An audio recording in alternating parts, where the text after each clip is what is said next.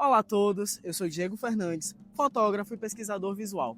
Hoje estamos aqui no coração do Pelourinho para celebrar a trajetória de Alaíde do Feijão. Olá, eu sou Gisele França, turismóloga e pesquisadora da culinária ancestral. E hoje a gente está aqui no Pelourinho, no Centro Histórico, para falar de Alaíde do Feijão, a mulher que transformou o seu espaço em um lugar de afeto, um lugar de política e um lugar para receber os amigos. Uma mulher que não foi apenas cozinheira, mas uma verdadeira matriarca do movimento negro, cuja história ultrapassa a mesa e ecoa na política, na cultura e na resistência do povo baiano. Sua memória vive através de suas filhas, netas e do restaurante, que hoje é um símbolo de Salvador. E antes de começar, você deve se inscrever, curtir e compartilhar, porque essa história ela merece ser celebrada.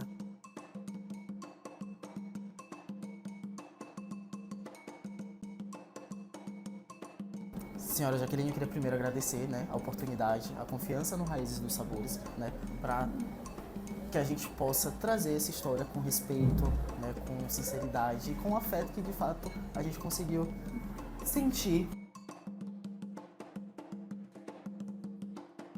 A Alaíde do Feijão foi mais que cozinheira, foi uma ativista, uma política, uma grande líder. E como vocês definem a Alaíde do Feijão para Salvador e para o Brasil? Boa tarde, é um prazer imenso receber vocês. A Alaíde é uma figura, assim, mais que importante. É uma mulher, mãe solo, veio do tabuleiro e conseguiu esse espaço aqui, no Pelourinho, através de amigos, de políticos, de clientes, tá entendendo? E assim, para mim a Alaíde é mais que uma mulher empreendedora, é uma guerreira. O restaurante Alaíde do Feijão se tornou referência em grandes palcos, de blocos afros, políticos e de artistas. Como era esse espaço enquanto território de luta e como foi essa construção? Bom, a Alaíde, essa construção, na realidade, começou do tabuleiro, à noite, dos boêmios, amigos, políticos, aquela coisa, um vai puxando o outro. E aí a mãe dela se aposentou, do tabuleiro, e aí ela já ajudava, porque ela tinha 7 irmãos, a mãe, no sustento, tudo aquela coisa toda. O que houve? Minha avó achou que não dava mais conta, aí se aposentou do tabuleiro, foi morar na ilha, e aí deixou ela, do quê? Desse sustento, para a família, essa coisa toda. Então o que acontece? Ela conheceu, os amigos que ela tem de Branco Arco. E aí foi, olha, você precisa conhecer o feijão lá na Praça Cairu. E aí um foi levando o outro. Gente, assim, foi aquela clientela, assim, de pessoas importantes, como você mesmo já sabe. Políticos, pessoas muito influentes, entendeu? E aí, quando viu que o tabuleiro já não estava suportando mais aquela coisa toda, e aí tinha o quê? A restauração do Pelourinho, revitalização do Pelourinho. E aí eles se reuniram, aí começou o pessoal do IPAC, com muita influência, conseguiram um espaço minúsculo, que o passeio era bem maior, minúsculo, aqui no Pelourinho, que por coincidência é aqui embaixo o primeiro espaço que ela teve há 30 anos atrás. E aí os políticos acharam, não, já é hora dessa mulher avançar, conhecer, expandir, E aí, dessa portinha, a portinha tá pequena, porque encher essa rua toda aí de mesa e cadeira ainda não dava. E fomos para aquela rua lá, ao lado da Igreja São Francisco, que é um espaço que dá 2 desses daqui. Mas como eu acredito que seja coisa do destino, do santo dela, de Deus, tudo misturado e dos amigos, e fez uma mistura só, retornou para essa casa, que é aqui o mesmo endereço do primeiro. Exatamente, mantendo o legado dela. Mantendo o legado. A Quitanda do Saber foi um dos projetos mais importantes idealizados por ela. O que esse evento representava para a Alaíde e para as mulheres negras? Quitanda do Saber começou com feijoada Alaíde do Feijão. Aí, primeiro ano. Aí depois, como sempre, os amigos, pessoas influentes, achou que tinha que ser uma coisa a mais para poder, abranger mais, entendeu? Aí, nosso amigo João Silva criou esse projeto Quitanda do Saber. Ela gostou e assim foram 15 anos fazendo, entendeu? Ali, entendeu? A Quitanda do Saber. E muito importante, e assim, com a presença de muitas pessoas influentes que achavam que era uma coisa assim muito que abalava realmente Salvador, a Quitanda do Saber. Feijoada de Alaide e virou Quitanda do Saber. E, assim, com a presença mesmo de pessoas importantes, porque as pessoas davam muita credibilidade a esse evento, porque realmente avançou muito e foi onde ela realmente foi o melhor projeto dela, que ela realmente se consagrou. Muito bom. A Laíde também foi conhecida em vida e depois da sua partida, incluindo a oficialização da rua Alaide do Feijão. Qual o peso desse reconhecimento para a família e para a comunidade de maneira geral? Aí agora vem duas. A família realmente foi uma surpresa, a gente não sabia. Nosso amigo vereador Suíca, entendeu? Fez essa homenagem. Mas não pense que foi fácil. Não pense que foi fácil. A comunidade, metade da comunidade foi contra a tudo isso.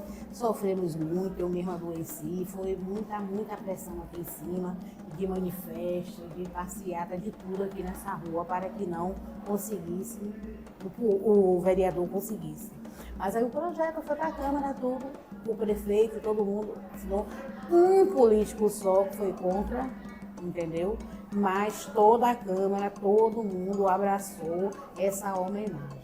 Para a gente é muito gratificante, não é uma pena, né, com a homenagem de morte, né, depois, né, não é mais em vida.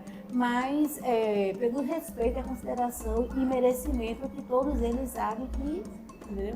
Ela era merecedora realmente de uma homenagem como essa. Para a gente, família, foi muito importante mesmo. A trajetória de Dona Laíde teve muita influência da mãe, Dona Maria das Neves, né? E essa influência, ela perpetuou por Dona Laíde e pela família, né? O quanto é que essa raiz materna hoje influencia nessa jornada atual? É um segmento, né? Assim, eu acho que é um comprometimento, assim, a gente levar esse legado, tá entendendo? Porque, primeiro, que a gente cresceu vendo aquela coisa, ela ajudando a mãe dela, e assim, e como você pode ver, eu aqui tô tomando conta, né? Tô à frente, né? Mas tem os outros, entendeu? Tem mais pessoas junto com a senhora? Não, quem fica aqui direto sou eu. Tem a família grande, mas... entendeu? Mas quando é necessário, todo mundo chega junto. E assim, eu acho que é uma responsabilidade muito grande. E assim, não é aquela coisa de dizer, não, olhe, porque ela em vida nunca quis que a gente tomasse à frente, porque ela achava que tinha que ser ela, tudo ela, entendeu? Por ironia do destino, ver essa coisa toda. E, inclusive, eu vou dizer pra você, os amigos já queriam, já reunia com ela para deixar comigo, porque eu só vinha ajudar. Mas meninas, hoje eu só vinha aqui, saía do trabalho, eu trabalhava e vinha dessa força. Os finais de semana era comigo, com minha outra irmã, tá entendendo? E ela sem querer ali deixar a gente à frente. Sem deixar, que tinha que ser ela e a gente, né?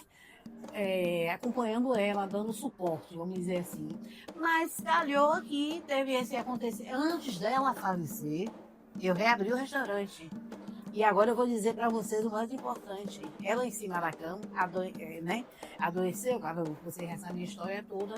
E eu não tive coragem de dizer que eu tinha reaberto o restaurante. E como foi? Ô menina, olhe, porque quer dizer, foi uma coisa triste, mas ao mesmo tempo foi que porque ela teve meia paralisia, né? Perdeu os movimentos todos da perna. Então eu tinha aquele controle, era uma situação triste, mas que eu saberia que ela não vinha, porque se ela tivesse com tudo organizadinho, ela ia bater aqui, então ela não sabia. Eu trabalhava em escola, ela achava que eu estava no meu trabalho e quando saía do trabalho ia tomar conta dela. Então assim, mas eu com aquela coisa assim, porque ela não iria aceitar de jeito nenhum aqui estar reaberto sem a presença dela. E foi difícil também, não? Mas chegou a falar? Amigos, sim. Já bem pertinho. E aí depois ela perdeu todos os movimentos mesmo. Aí eu fiquei com aquela coisa assim, sabe? Mas depois eu disse, não, ó, tem coisas assim que, né, Deus e os orixás, que a gente também, né, é do candomblé, dizendo logo assim, e me delegou isso, tá entendendo? E agora hoje, mesmo que eu queira, eu fico com aquela coisa assim, entendeu? Sempre aquela coisa assim.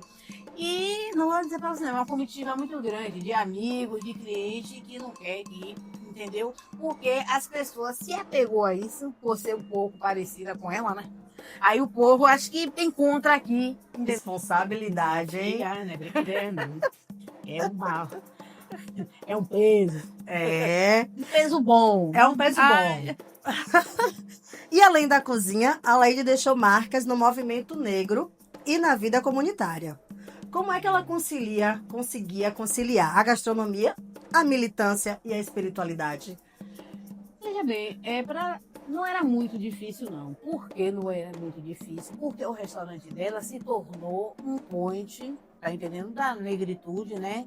E aí as pessoas se reuniam aqui. Então, pouquíssimas vezes ela precisava se deslocar. Então, muita coisa acontecia aqui dentro mesmo. Eles iam para aqui, né? Ficava tudo na barra da saia dela, tá entendendo? As reuniões, tudo, as manifestações, tudo, os encontros, pessoas que vinham de fora, eles tinham comprometimento de tinha que passar em Alaide, tinha que passar em Alaide. Então, assim, ficou um lugar mesmo dessa coisa aí, que ela militava aqui mesmo.